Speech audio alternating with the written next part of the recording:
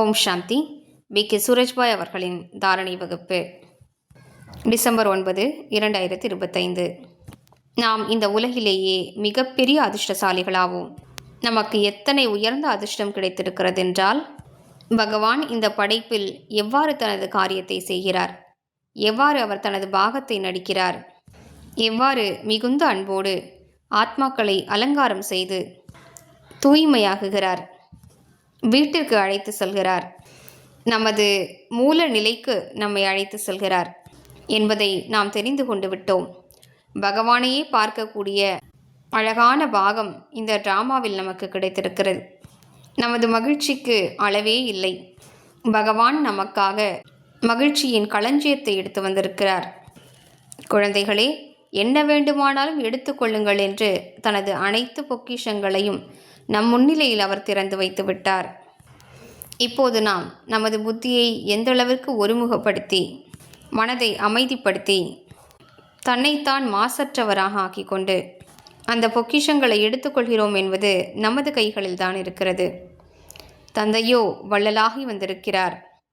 மேலும் அவர் அனைத்தையும் வழங்க வந்திருக்கிறார்.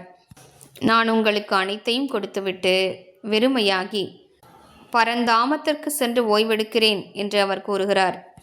பாபா நம்மை நிரப்புவதற்காக வந்திருக்கிறார். நமது அதிர்ஷ்டத்தை பார்ப்போம்.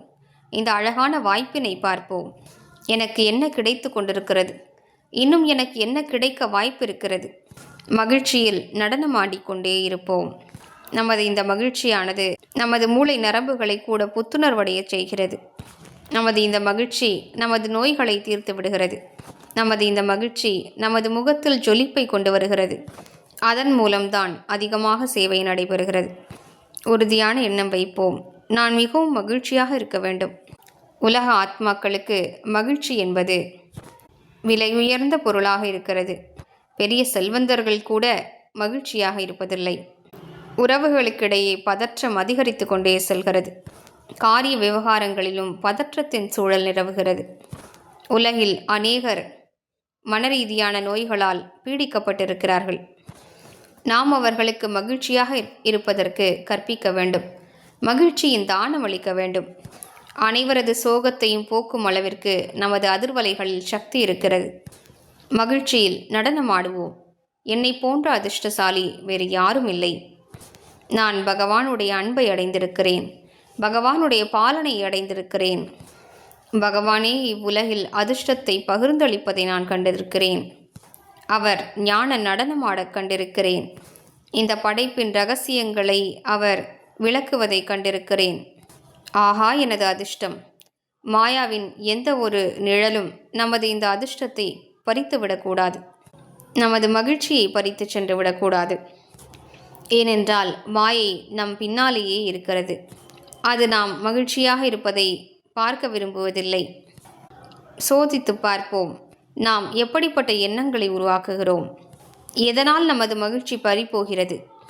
நாம் பிறரிடம் என்ன பார்த்து விடுகிறோம்? எதனால் தொந்தரவடைகிறோம்? நாம் பிறரிடம் என்ன எதிர்பார்ப்பு வைக்கின்றோம்? ஏன் நமது மகிழ்ச்சி மறைந்து போகிறது? தவறோ பிறருடையது. நமது மகிழ்ச்சியை நாம் ஏன் இழக்க வேண்டும்? குறைகளோ பிறருடையது. நாம் அவற்றை சித்தத்தில் எடுத்துக்கொண்டு நமது மகிழ்ச்சியை அழித்து விடுவதா? நாம் சுய சிந்தனை செய்வோம். இந்த நேரமோ சுய சிந்தனைக்கானதாகும். இந்த வாழ்க்கை உயர்ந்த காரியங்களை செய்வதற்காகவே கிடைத்திருக்கிறது. நாம் நிரந்தரமாக அனைவருக்கும் உயர்ந்த அதிர்வலைகளை பரவச் செய்து கொண்டே இருக்க வேண்டும். நாம் நடந்து திரியக்கூடிய லைட் ஹவுஸ் மைட் ஹவுஸ் ஆவோம். நம் மூலமாக உலகில் உள்ள அனைத்து ஆத்மாக்களுக்கும் வெளிச்சமும் சக்தியும் நல்ல அதிர்வலைகளும் கிடைத்து கொண்டே இருக்க வேண்டும். நமது சக்தி வாய்ந்த அதிர்வலைகள் இவ்வுலகிற்கு இந்த தருணத்தில் மிகவும் அவசியமாக தேவைப்படுகிறது. நாம் கல்ப மரத்தின் வேர்களாவோம். இவ்வுலகிற்கே ஆதாரமான மூர்த்திகளாவோம். நமது மகிழ்ச்சியானது அனைவருக்கும் மகிழ்ச்சியின் வரத்தை கொடுக்கக்கூடியதாகும். எனவே சின்ன சின்ன விஷயங்களில் மாட்டிக்கொண்டு நமது மன மகிழ்ச்சியை நாம் இழந்துவிடக்கூடாது. எனவே இன்று முழு நாளும் ஈஸ்வரிய பலன்களை நினைவு செய்து மகிழ்ச்சியில் நடனமாடிக்கொண்டே இருப்போம். மேலும் ஒவ்வொரு மணி நேரத்திலும் பாப் தாதாவை அழைப்போம். மேலும் அவர் தனது வரமளிக்கும் கரத்தை என் தலைமீது வைத்து விட்டார் என்று அனுபவம் செய்வோம். ஓம் சாந்தி.